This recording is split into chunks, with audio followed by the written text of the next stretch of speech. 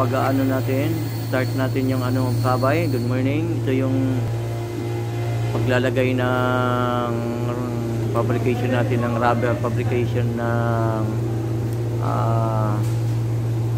gulong o caster wheel. Yan, ilalagyan ng base yan para didikit yung kanyang guma para kabay.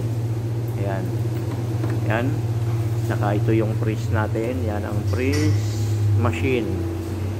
Yan ang press machine yan. Diyan iniinit yung moldy. Oh, iniinit yung moldy mga kaabay. Oh. Ayan. Yung mold niya. Saka pag uminit na ng uminit yan, nalagyan ng guma yan mga kaabay.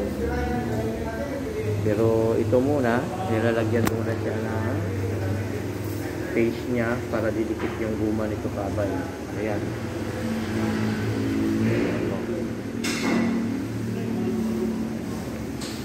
Ito yung kanyang face niya. Ayan. Dalawang klase yan kabay. Isang gray. Saka yung isang itim. Papatungan pa natin ang itim to pagkatapos ito yun.